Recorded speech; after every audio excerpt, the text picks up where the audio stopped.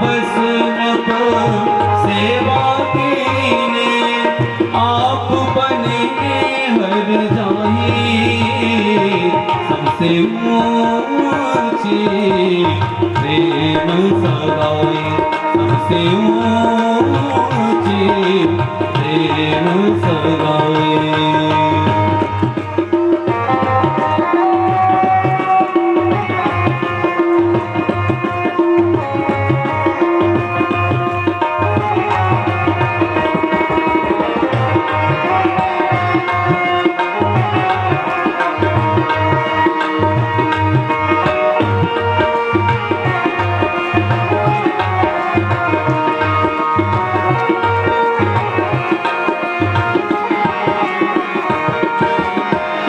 राजसूय युधिष्ठिर कीन्हो, राजसूय युधिष्ठिर कीन्हो, राजसूय युधिष्ठिर कीन्हो, कामे झूठन उठाई सबसे ऊंची प्रेम सगाई, सबसे ऊंची प्रेम सगाई।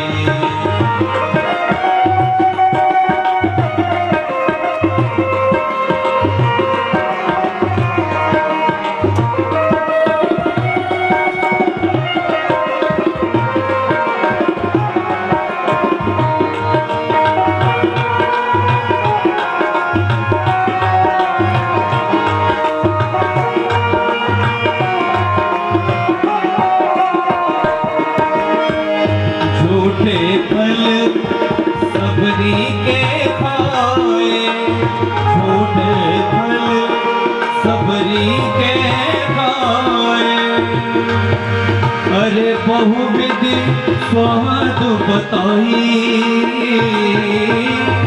बहुविधि स्वाद बताई, सबसे ऊंची प्रेम सगाई, सबसे ऊंची प्रेम सगाई।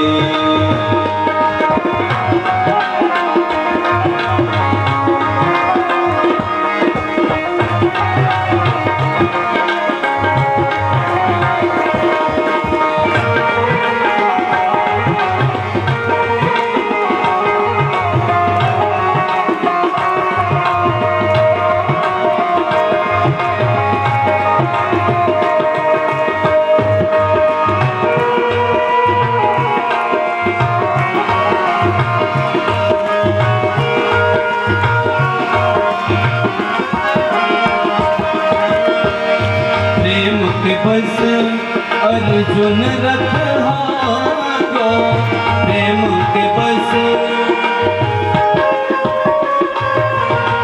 प्रेम के बस अर्जुन रथ हाको, भूल गए ठकुराई, भूल गए ठकुराई, सबसे ऊंची प्रेम सगाई, सबसे ऊंची प्रेम सगाई।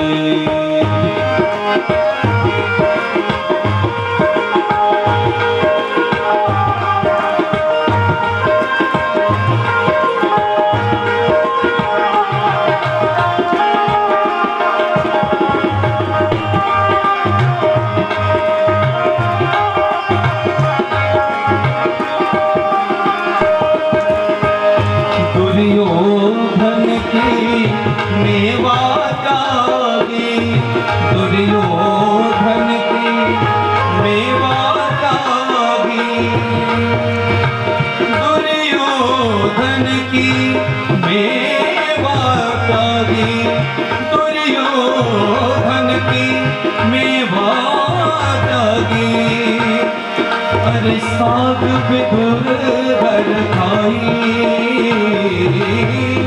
साग विदुर घर खाई, सबसे ऊंची प्रेम सगाई, सबसे ऊंची सगाए सबसे ऊंची प्रेम सगाए सबसे ऊंची प्रेम सगाए सबसे ऊंची प्रेम सगाए प्रेम सगाए प्रेम सगाए।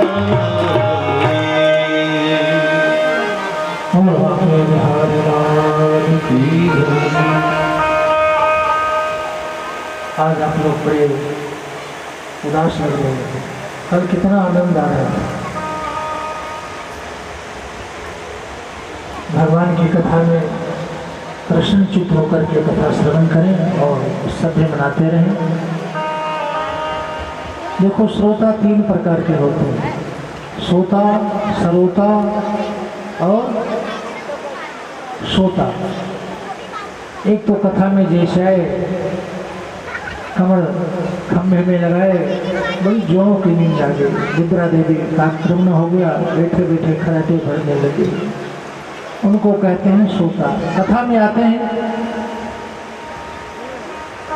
बड़ी जोरों की नींद आई और खराटे भरने लगे। और एक होते हैं सरोता, जो कथा में बैठ गए और अपने घर की बात, दूसरे के घर की बात, आपके घर में क्या बना, आपकी सासू ने क्या कहा, आपकी बहू ने क्या कहा, सांसारिक माया प्रपंच में पड़ जाते हैं। देखो,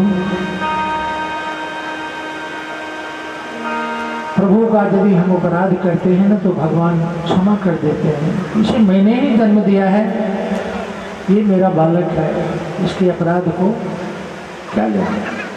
नाथ रख दोगे जहाँ नाथ रख दोगे वहीं मैं रहूँगा, जहाँ ले चलोगे वहीं मैं चलूँगा, जहाँ ले चलोगे वहीं मैं चलूँगा।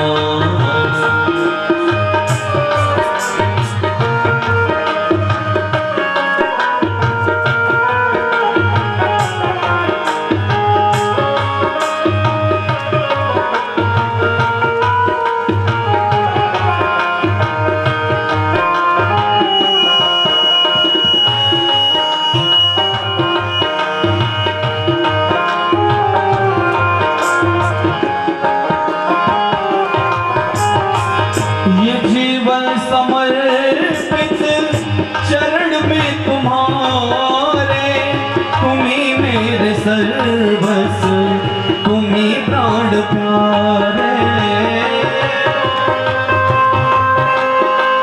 ये जीवन समर्पित चरण में तुम्हारे, तुम्ही मेरे सर्वस्व, तुम्ही प्राण प्यारे।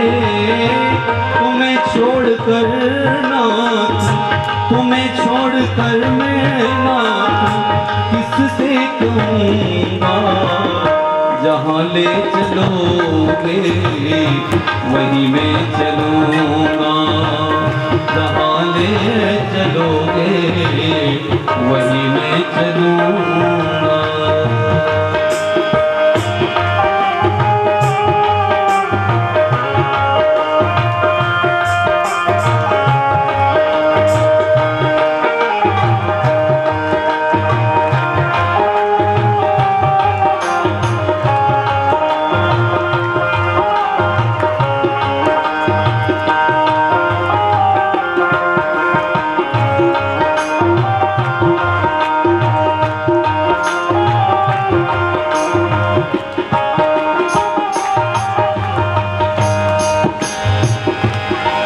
परीक्षक जी महाराज को श्राप लगा देंगे, श्राप को सुनकर के लोग घबराए नहीं। आज का इंसान अगर कोई होता तो घबरा जाता, जबकि उनको 1 सप्ताह के बाद उनका सर पा करके दंश करेगा। लेकिन परीक्षक जी घबराए नहीं, भगवान के चरणों में लग गए, संतों से पूछने लगे कि मुझे क्या करना चाहिए। लेकिन किसी से कोई उल्हाना नहीं मारा उन्होंने, किसी को कुछ बुरा भला नहीं कहा कि मुझे ऐसा श्राप क्यों दे दिया। हम लोग होते तो क्रोध आ जाता, कुछ भी कर सकते, लेकिन उनका भाव देखिए, ना को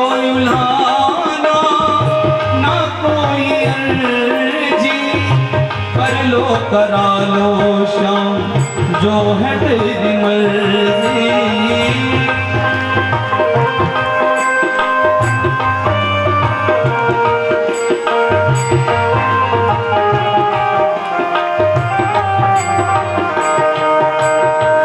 न कोई उलाहना ना कोई अर्जी, कर लो करा लो श्याम जो है तेरी मर्जी।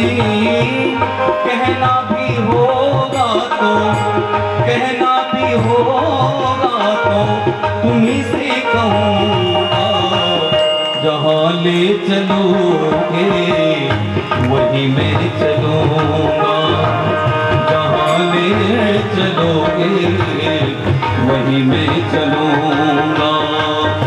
जहाँ नाथ रख दोगे जहाँ नाथ रख दोगे वही मैं रहूँगा, जहाँ ले चलोगे वही मैं चलूँगा।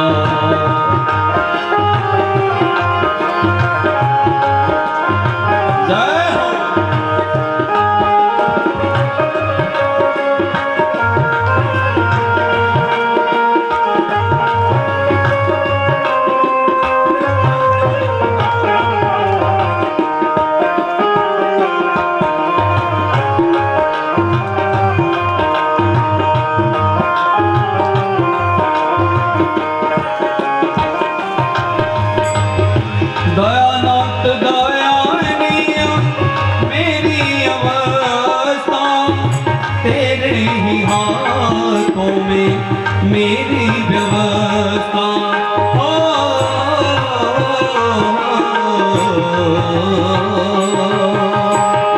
दयानाथ दयानिया मेरी अवस्था, तेरे ही हाथों में मेरी व्यवस्था।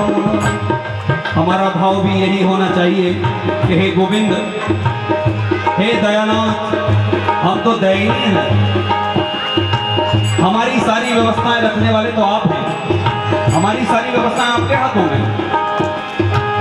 ऐसा भाव हमारा होना चाहिए। इसीलिए सभी मेरे साथ में मिलकर गुनगुनाइए और कहिए गोविंद से, हे गोविंद, दयानाथ दयानिया मेरी अवस्था, तेरे ही हाथों में मेरी व्यवस्था। जो भी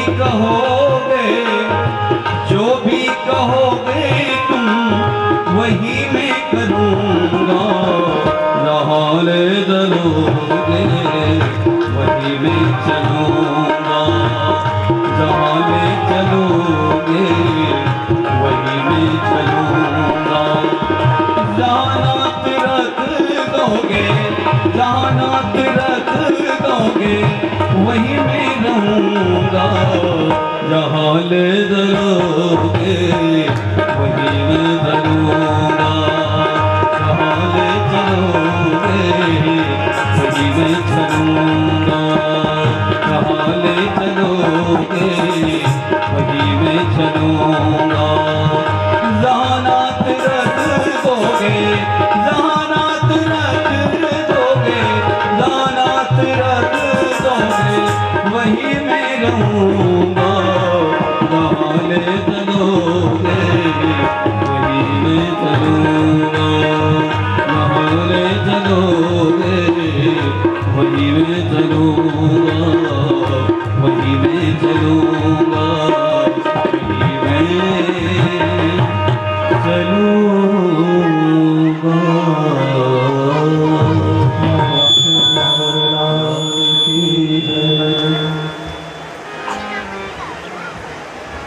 आज राजा परीक्षित ने कुछ प्रश्न किए हैं। मानव का परम धर्म क्या है? क्या है मानव का परम धर्म?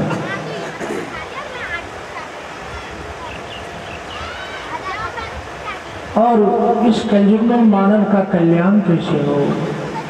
देखो, मानव का परम धर्म केवल और केवल गोविंद के चरणों की सेवा है। गोविंद के चरणों की सेवा ही मानव का परम धर्म है। और जैसी हमारी नियति, आज का कर्म ही हमारा कल का सद्भाग्य बनता है, और आज का दुष्कर्म ही हमारा कल का दुर्भाग्य बनता है। कर्म प्रधान विश्व करी राखा, जो जस करे सो तस फल चाखा। हम लोग फल की पहले अपेक्षा रखते हैं। जब भी मंदिर जाते हैं तो परमात्मा से कहते हैं, प्रभु ये कार्य हमारा बना दो। एक बात बताओ, विचार करो, क्या भगवान को पता नहीं जो हमारे घट के अंदर बैठा हुआ कि हमें क्या चाहिए? प्रभु को सब पता होता है। फिर क्या मांगना, क्यों मांगना? लेकिन बार बार हम भगवान से कहते हैं, तेरा तुझको अर्पण क्या लागे मेरा, ओम जय जगदीश हरि। बड़ी बड़ी कथाएं होती है आपके नगर में, कहीं भी कथा हो तो तेरा तुझको अर्पण क्या लागे मेरा, अर्पण करते हो उस भाव से? बताओ ना, विचार करो। ये विचार नहीं है बात, हम लोग विचार नहीं करते हैं। पता नहीं क्या भरोसा है इस जिंदगी का, साथ देती नहीं ये किसी का। कोई भरोसा है इस जिंदगी का? बैठे बैठे कभी भी हम जा सकते हैं। सालों साल की योजना बनाते हैं, सालों साल की योजना बनाते हैं। जितना समय मिले, जितना समय मिले प्रभु के नाम का गुणानुवाद करो, उनका वंदन करो, उनका चिंतन करो। यही हमारे जीवन का लक्ष्य होना चाहिए। आज विदुर जी घूमते घूमते तीर्थ क्षेत्र से हस्तिनापुर पधारे हैं। धृतराष्ट्र के पास जाकर के कहने लगे, भाई तुम्हारा भी क्या जीवन है? जिन पांडवों को तुमने इतना परेशान किया, तुम्हारे पुत्रों ने लाक्षागृह में जलाने का प्रयास किया, विषपान कराने का प्रयास किया, और तुम पड़े पड़े उन्हीं का अन्न खा रहे हो। कैसे तुम हो? और विदुर के बातों को सुनकर मन में बड़ी आत्मग्लानि हुई। विदुर जी ने कहा, ये घर शीघ्र ही छोड़ दो, काल का कोई भरोसा नहीं। और विदुर के कहने पर धृतराष्ट्र और गांधारी ने घर को छोड़ दिया है, वन में चले गए, और तपस्या करते करते, प्रभु का ध्यान करते करते समा गए। युधिष्ठिर को जब पता चला, बड़े चिंतित हो गए। नारद जी तंबू बजाते हुए आए, कहने लगे, चिंता की कोई बात नहीं। विदुर जी के कहने पर दोनों वन चले गए हैं और समाधि को प्राप्त हो गए। इस बात को दुर्योधन ने सुन लिया कि विदुर चाचा हमारे खिलाफ पिता को भड़का करके वन की ओर भेज दिए। कहने लगे, विदुर दासी पुत्र, तुम्हें शर्म नहीं आती? हमारे खिलाफ षड्यंत्र कर रहे हो, पिता के समक्ष निकल जाओ यहाँ से। विदुर जी कहने लगे, पुत्र मेरा ऐसा कोई मंतव्य नहीं था, तुम्हें कष्ट पहुंचाने का मेरा ऐसा कोई तरीका नहीं था। और रहे यहाँ रहने की, तो मैं भी त्याग देता कष्ट और अपना धनुष उनके द्वार पर रख करके वहाँ से निकल पड़ेगा। पत्नी के पास जाकर के कहते हैं कि देवी, आज से फुर्सत मिल गई, खूब भगवान के नाम का गुणानुवाद करूँगा, चिंतन करूँगा, वंदन करूँगा, अब कोई परेशानी नहीं है। और दोनों कदमी के वन में जाकर के कुटिया बना करके रहने लग गए। 12 वर्ष तक अन्न नहीं खाऊंगा, ऐसा प्रतिज्ञा किया। सिर्फ फल खा करके 12 वर्ष तक रहना। आज भगवान शांति दूत बन करके हस्तिनापुर पधार रहे हैं। हमारे गोविंद हस्तिनापुर को दुल्हन की तरह सजाया जा रहा है। जगह जगह तोरण, बंधनवार, पताके, सुंदर सजावट हो रही है हस्तिनापुर में। बिगरानी कहने लगी, बिगर जी से सुनो जी, बड़ी चहल पहल हो रही है, शहर को, नगर को बड़ा सुंदर सजाया जा रहा है, क्या बात है। विदुर जी कहने लगे, सुनो देवी, गोविंद आने वाला है। विदुरानी कहने लगी, अब तो आप महामंत्री रहे नहीं, गोविंद का दर्शन कैसे करोगे, कैसी बात करती हो देवी, देखने के लिए तो चलना ही है। गोविंद आ रहे हैं, बेशक उनको हम ना देख पाए, लेकिन गोविंद तो हमको देख ही लेगा ना। भगवान की दृष्टि हर जगह होती है। चले गए विदुरानी के साथ जी। दर्शक दीर्घा में सबसे पीछे जाकर के बैठे, सबसे पीछे मन में विचार कर रहे हैं। इधर गोविंद हस्तिनापुर पधारे, सुंदर स्वागत किया जा रहा है।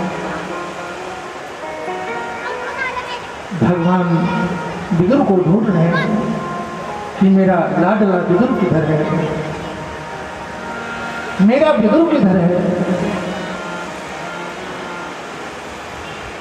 जैसे ही गोविंद ने सबसे पीछे विदुर को देखा, विदुर के नेत्र सजल हो गए।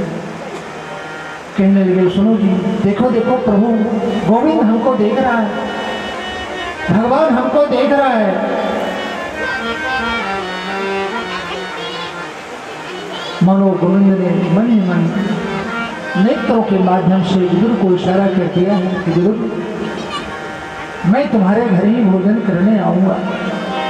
नेत्रों से इशारा कर दिया गोविंद ने।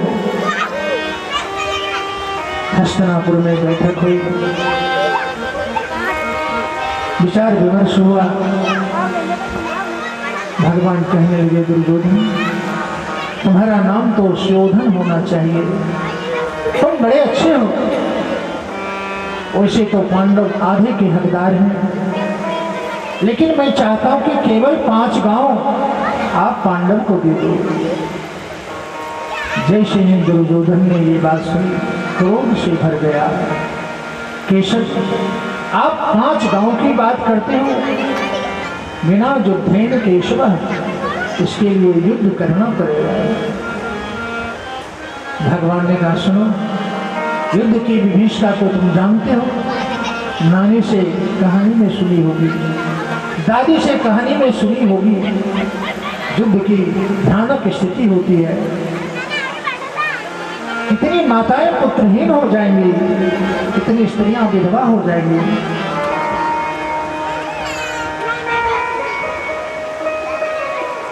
धृतराष्ट्र ने इशारा किया, सुनो, अरे ये गोविंद है, कैसी बात करते। तुरंत हाथ जोड़ करके खड़ा हो गया। दुर्योधन कहने लगा, गोविंद, मैं कुछ भी बोल जाता हूं, मेरे बातों को अन्यथा मत लेना। आपस में बड़े बुजुर्ग मिल बैठ करके बात करो, जैसी स्थिति बनेगी उस हिसाब से हम कर लेंगे। लेकिन भोजन का समय हो रहा है गोविंद, और मेरी माता ने आपके लिए 56 प्रकार की व्यवस्था की है और बड़ा स्वादिष्ट भोजन व्यंजन तैयार किया है। भगवान कहने लगे, दुर्योधन, भोजन को ही परिस्थिति में किया जाता है, या तो खाने वाले के पेट में भूख हो या खिलाने वाले के मन में श्रद्धा हो। ना तो हमारे पेट में भूख है और ना तो तुम्हारे मन में श्रद्धा है। भगवान से क्या छुपाना, वो तो घट घट की जानता है, सबकी जानता है, किसके मन के अंदर क्या चल रहा है, सबकी जानने वाला है। और वैसे भी मुझे विदुर काका ने निमंत्रण दिया है कि गोविंद, आपका भोजन हमारे घर में ही है, मुझे विदुर काका के घर भोजन करने के लिए जाना है। दुर्योधन मन में विचार करने लगा, देखता हूँ विदुर काका आपको क्या खिलाते हैं, अपने खाने के तो लाले हैं। कुछ भी हो, दुर्योधन निमंत्रण दिया है तो कुछ न कुछ तो व्यवस्था अवश्य करेंगे। विदुर से कहने लगे, विदुर जी सुनो, जल्दी से घर जा, सुंदर चौका लगा।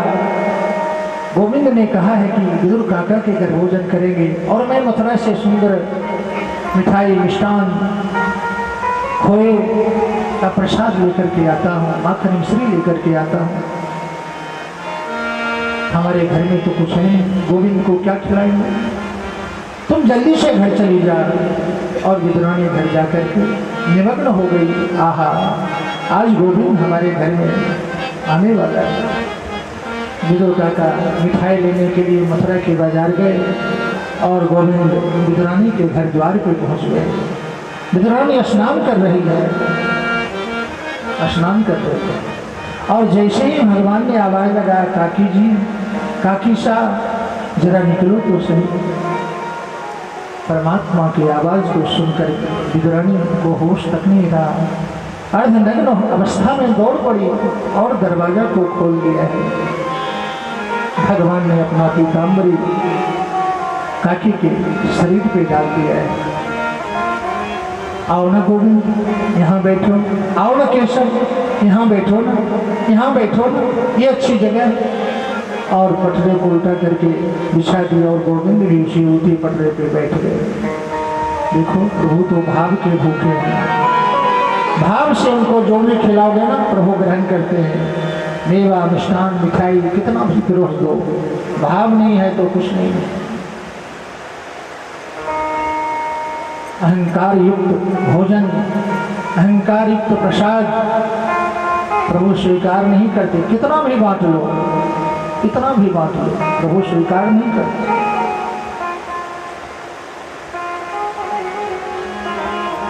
भगवान पेट पे हाथ घुमाते हुए कहते हैं, काकी साहब बड़ी जोरों की भूख लगी है, कुछ खाने को दो ना।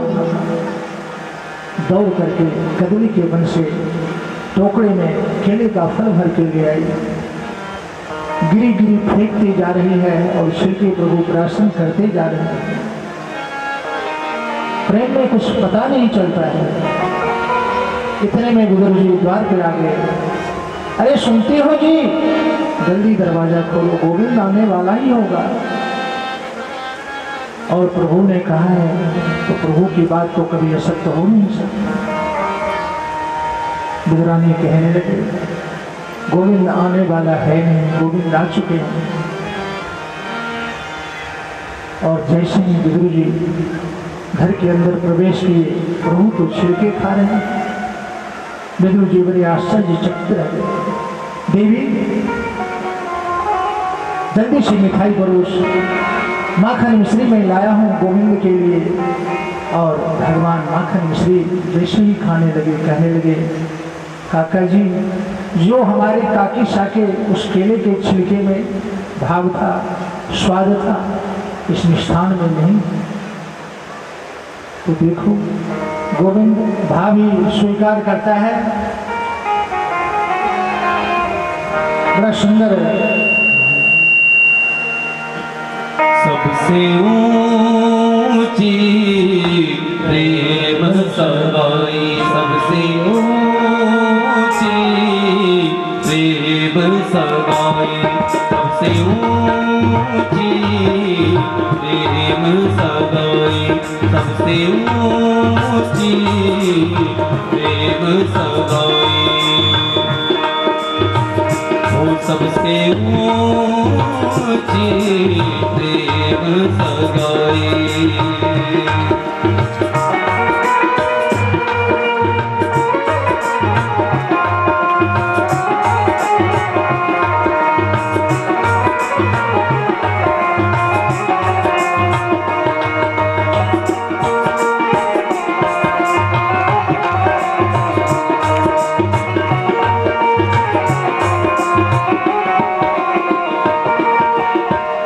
प्रेम के बसन पर सेवा कीनी, प्रेम के बसन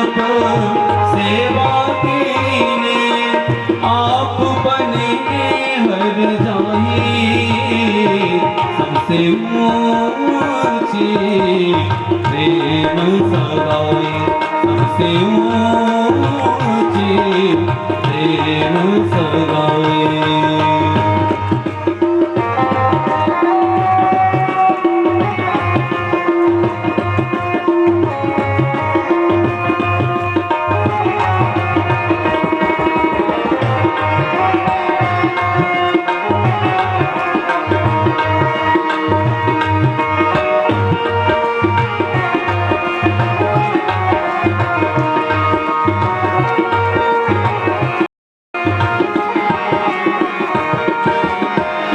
राजसूय युधिष्ठिर कीन्हो, राजसूय युधिष्ठिर कीन्हो, राजसूय युधिष्ठिर कीन्हो, कामे झूठन उठाई, सबसे ऊंची प्रेम सगाई, सबसे ऊंची प्रेम सगाई।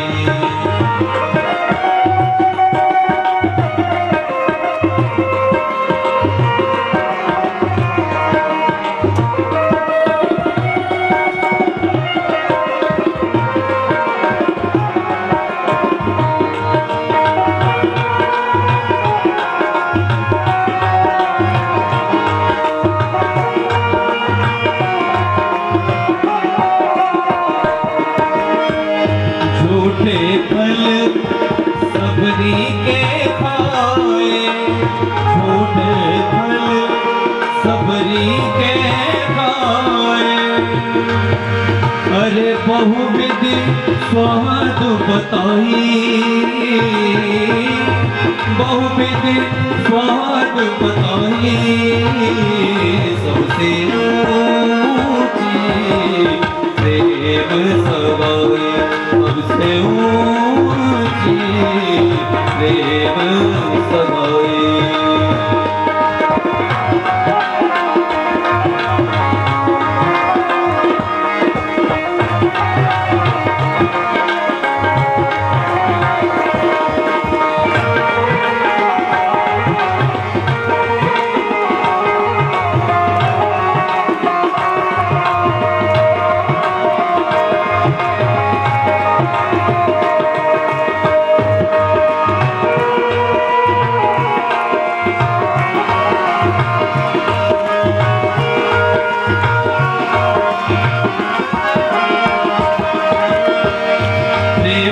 बस अर्जुन रथ हाको, प्रेम के बस,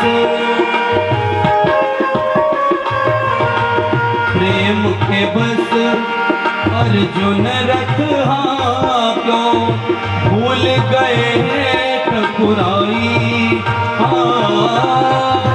भूल गए ठकुराई, सबसे ऊंची प्रेम सगाई, सबसे ऊंची प्रेम सगाई।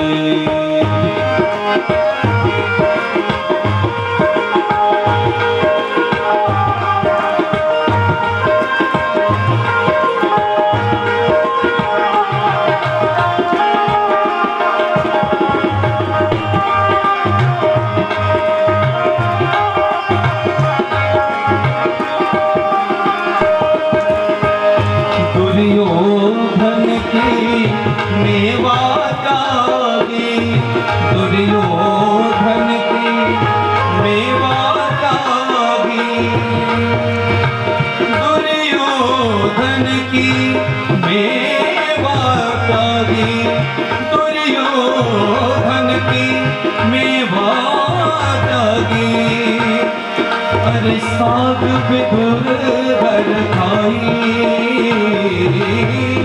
साग विदुर घर खाई, सबसे ऊंची प्रेम सगाई, सबसे ऊंची प्रेम सगाई, सबसे ऊंची प्रेम सगाई, सबसे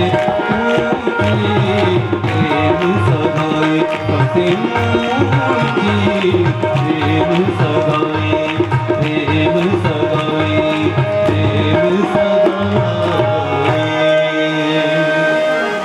आज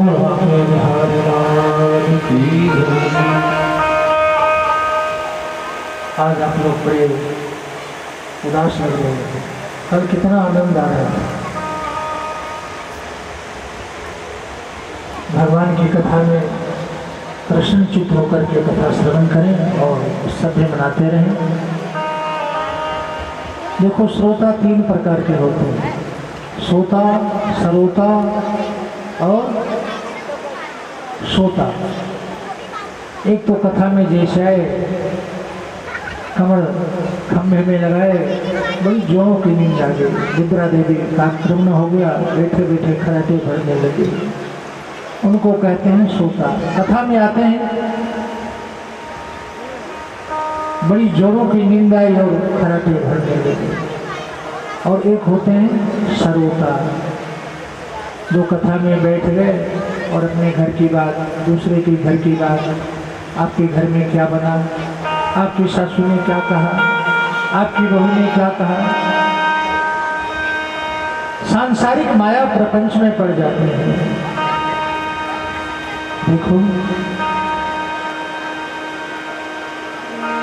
प्रभु का यदि हम अपराध करते हैं ना तो भगवान क्षमा कर देते हैं। इसे मैंने ही जन्म दिया है, ये मेरा बालक है, इसके अपराध को क्या लेना। जो अपराध भक्त पर करही, राम रोष पाप सो जरहि। प्रभु के भक्तों का कभी अपराध मत किया करिए। प्रबल प्रेम के पाले पड़कर प्रभु को नियम बदलते देखा, अपना मान भले टल जाए, भक्त का मान न चलते देखा। कितना दयालु है हमारा गोविंद। कभी विचार करते हो अपने बालक को कितना स्नेह करते हो आप? विचार करो, कितना स्नेह करते हो। क्या उतना प्यार हम भगवान को करते हैं क्या? विचार करो, ये विचारणीय बात है। बार बार कथा सुनती हो लेकिन मन में उतारते नहीं हो। थोड़ा सा तो उतारना चाहिए, उसी से कल्याण हो जाता है जीवन में।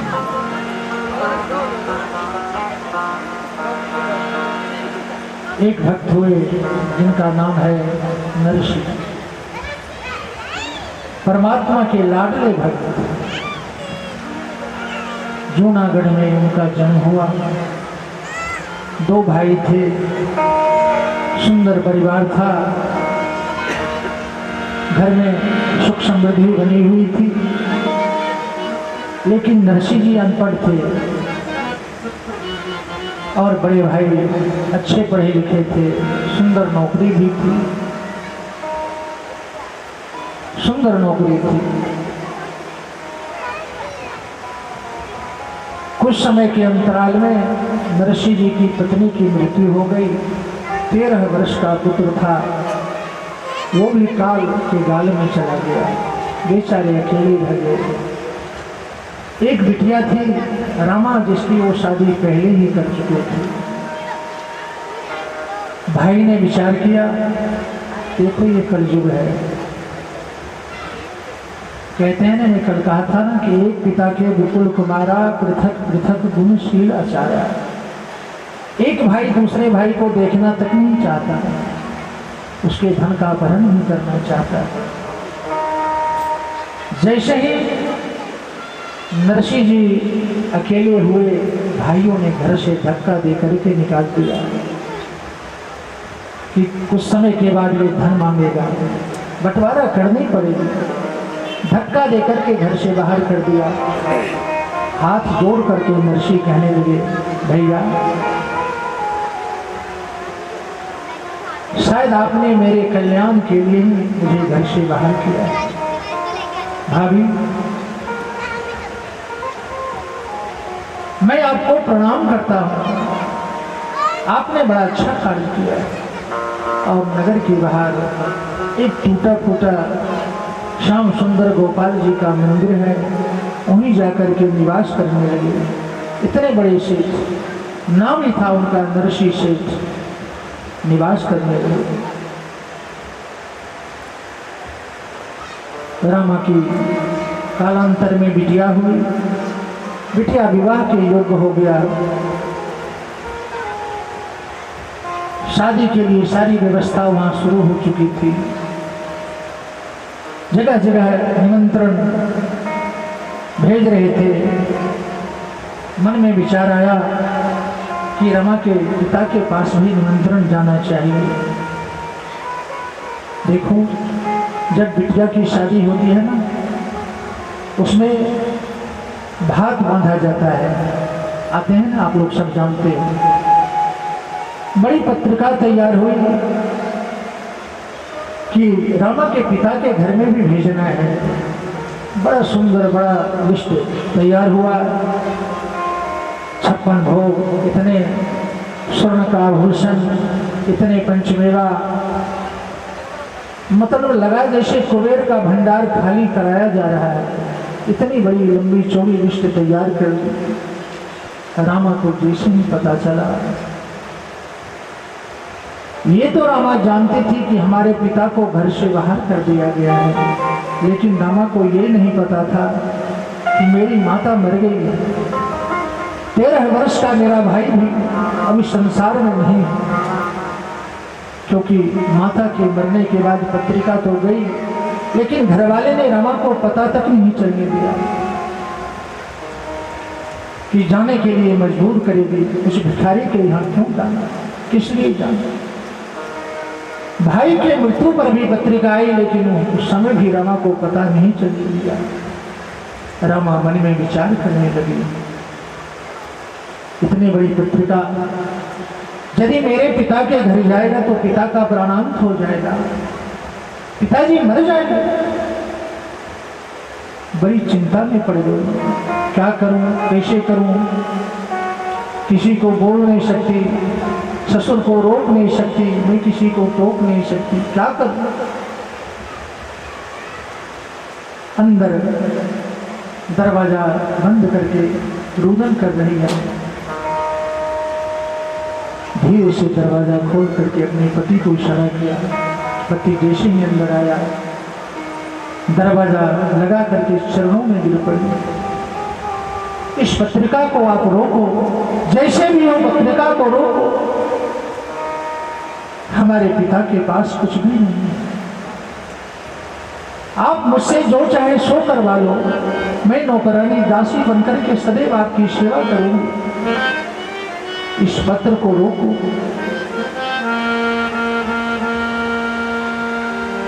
पति कहने लगा, रामा क्यों इतनी चित्कार करती हो, इतनी क्यों दुखी हो। अरे अभी खुशी का माहौल है,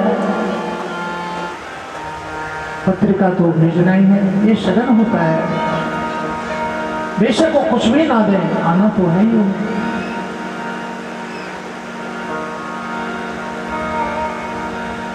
लाख रामा को समझाने के बाद भी देखो, बेटी जो होती है ना, बिटिया जितने माता पिता की खबर रखती है ना, उतना पुत्र नहीं रखता।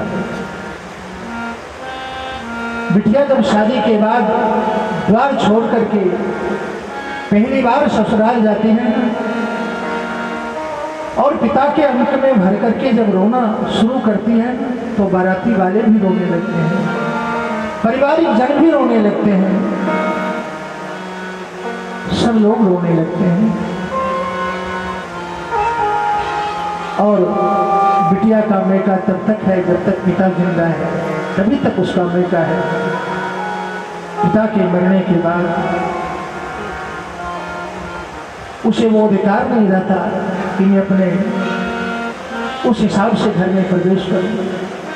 भैया भाभी का अधिकार रहता है घर में। पत्रकारों को नाई को बुलाया, कहने लगे रामा के पिता के पास जाना है। धीरे से नाई को रामा अंदर बुलाई, कहने लगी, नाई भैया आप पत्रिका लेके जा रहे हो, लेकिन हमारे पिता से ये तो जरूर कह देना कि कुछ लाने की आवश्यकता नहीं है, कि तो सदन होता है, सिर्फ उनको आ जाना है। मन में विचार कर रही है रामा कि मेरे पिता क्या सोचेंगे कि रमा तुमको भी नहीं पता था कि हमारे पास कुछ भी नहीं है, तुम तो हमारी बिटिया हो। नाई वहां से चल पड़ा है। जैसे जूनागढ़ पहुंचा, राहगीर से पूछ रहा है कि नरसी सेठ कहाँ रहते हैं। कोई बताने को राजी नहीं है, क्योंकि सेठ तो गृह में टूटा फूटा गोपाल जी का मंदिर है, वहीं नरसी निवास करते हैं। जो भी भगवान का प्रसाद चरणोदक जो भी मिलता है उसी से अपना जीवन यापन करते हैं और प्रभु का वंदन करते हैं।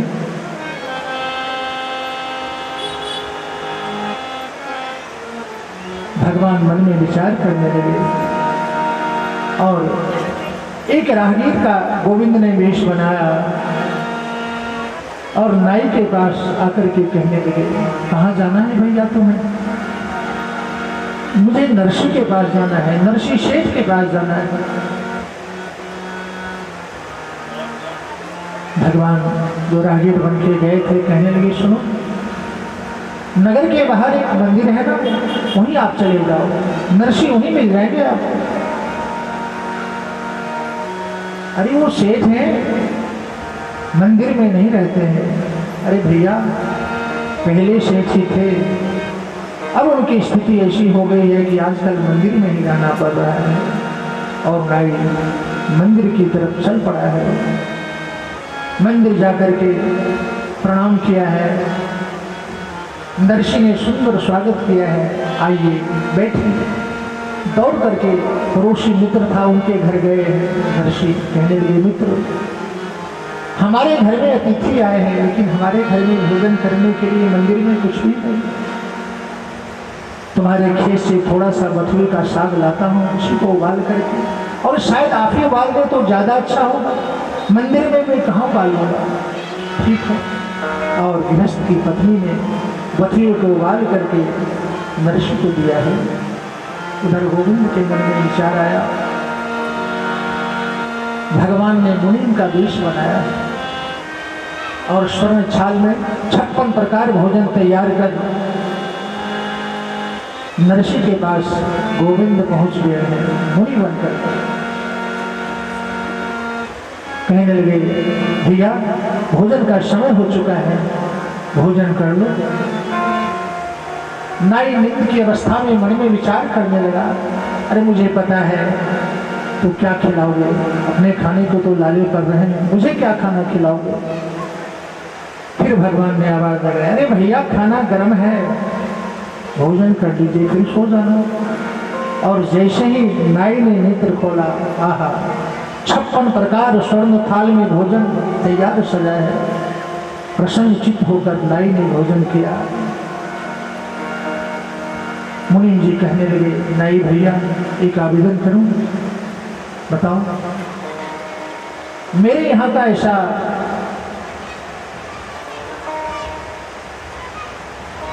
हिसाब है कि जो हमारे रसोई घर से बर्तन बाहर निकल आता है फिर हमारे घर में लौट करके नहीं जाता।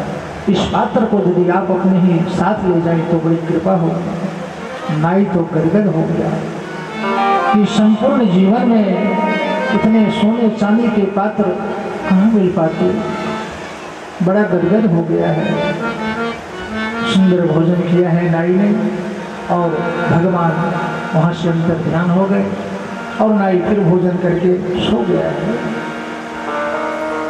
कुछ ही समय अंतराल में नरसी बथुए का साग लेकर के आ गए। अरे नाई भैया माफ करना, बड़ा देर हो गया, भोजन कर लो, उठो ना।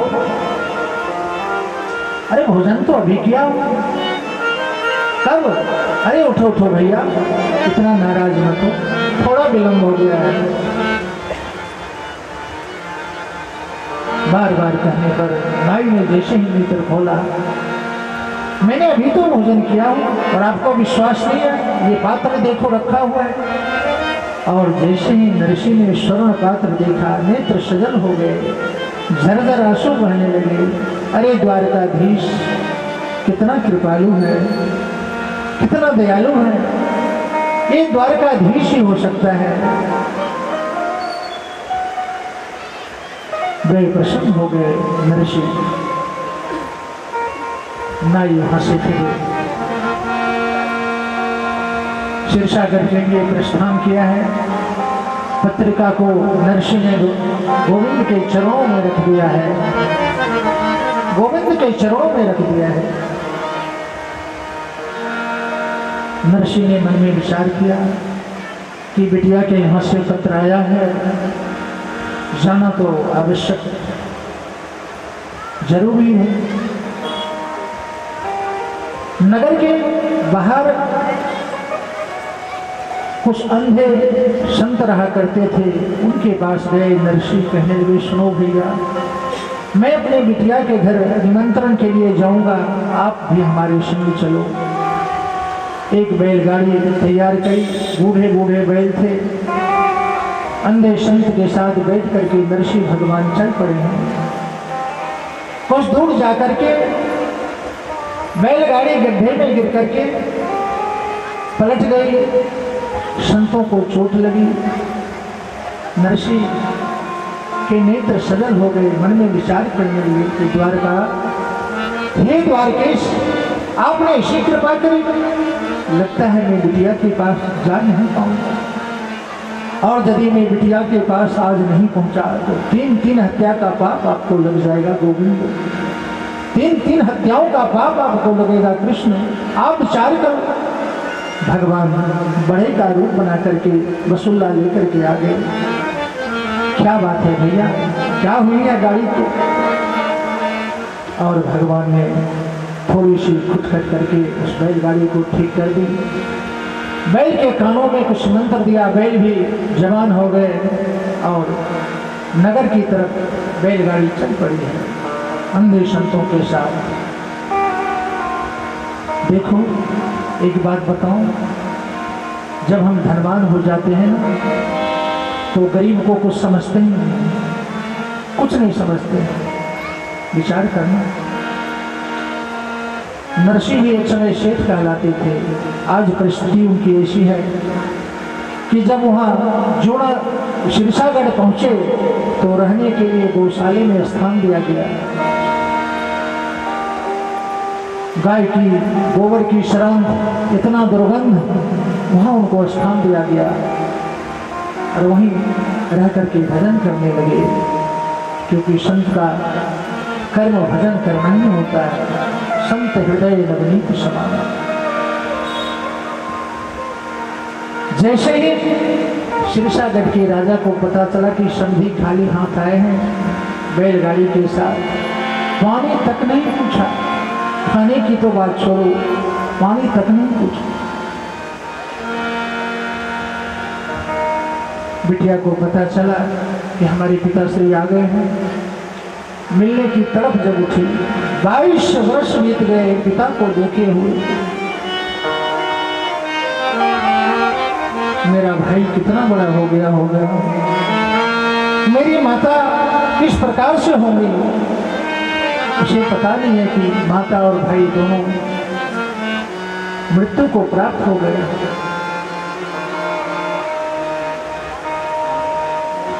पानी तक नहीं पूछा। आपके घर में कोई साधु, कोई महात्मा, कोई संत जब भी आवे तो कुछ न कुछ उसको दान करो, दिया करो। परमात्मा ने जितना ही आपके पास सामर्थ्य दिया है उसी प्रकार से दान करो। दान का बड़ा महत्व है, बड़ा महत्व है। ब्राह्मण को भी दान करना चाहिए, दान लेना है तो दान देना भी है। जितना ही सामर्थ्य परमात्मा ने आपको दिया है उससे थोड़ा सा निकाल करके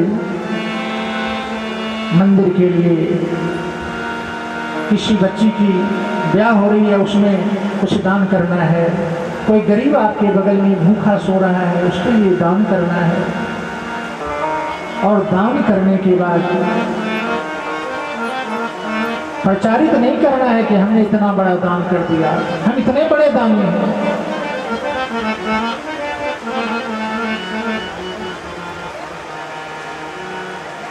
रामा की मन में तर्क हो रहा है कि पिता के पास कब जाऊं। इसी प्रकार से घर से निकलकर जैसे रामा गौशाला में पहुंची, पिता सामने खड़े हैं लेकिन रामा पहचान नहीं पा रही है। 22 वर्ष हो गए, बड़ी बड़ी दाढ़ियाँ, मूछें, शरीर दुबला पतला हो गया। देखो, माता पिता कभी अपने बच्चे को नहीं भूलते, बच्चे माता पिता को जरूर भूल जाते हैं। जैसे ही रामा के पिता ने देखा, अरे बिटिया, रामा बिटिया, अरे लाली, दौड़ करके रामा को अंक में भर लिया। दौड़ करके रामा को अंक में भर लिया। पिता और पुत्री दोनों आपस में खपक खपक के रोने लगे।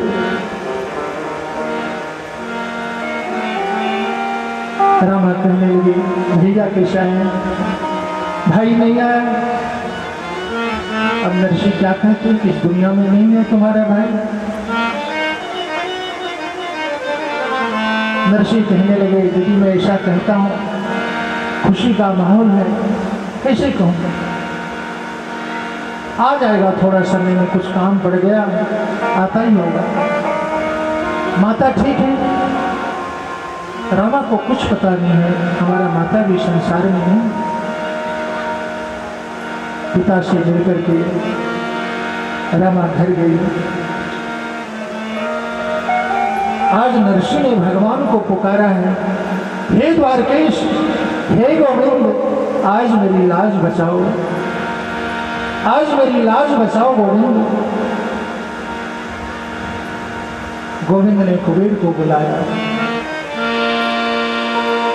कहा भंडार में जितना भी स्वर्ण चांदी सब बाहर करो, मेवा मिष्ठान गाड़ियां का गाड़ियां भरवा करके चल पड़े हैं गोविंद रामा के घर पे।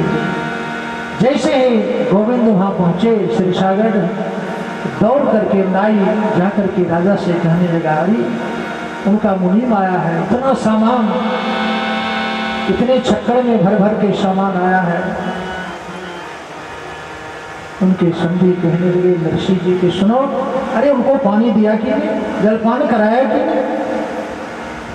हलवा लेके जाओ, मलाई लेके जाओ, ये मिष्ठान लेकर के जाओ।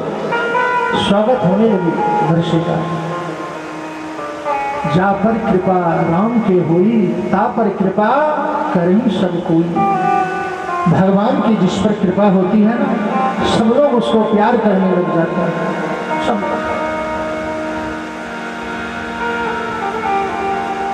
अब जो रामा को घर की नारियां, सासू, ददिया सासू सब दुत्कार रही थी, उल्टा कहाँ से हमारे घर में आ गई, इसके पिता के पास खाने तक का कुछ नहीं है। उसके मुखार बिंद को चूमने लगे, क्योंकि इतना धन जो आ गया था, भगवान ने ऐसी व्यवस्था कर दी। हाथ बांधने का समय आया, भाई का होना जरूरी होता है। रामा स्वर्ण थाल आरती का सजा करके खड़ी है। पिताश्री, भैया कहाँ है? भगवान ने इशारा किया नरसी से, इशारा करो आप। नरसी ने कहा, यही तो आपको भैया है। अच्छा, हमारा भाई इतना बड़ा हो गया है, इतना बड़ा हो गया, उसे क्या पता कि मेरा भाई संसार में नहीं।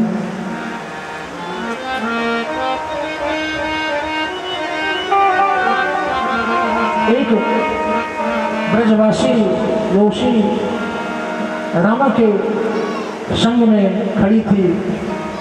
गोविंद ने जैसे ही अपना पीताम्बरी बाहर किया, रामा जो रो रही थी उसके आंसू को पोंछा, तो ब्रजवासी समझ गए कि ये तो गोविंद है, ये तो नारायण है।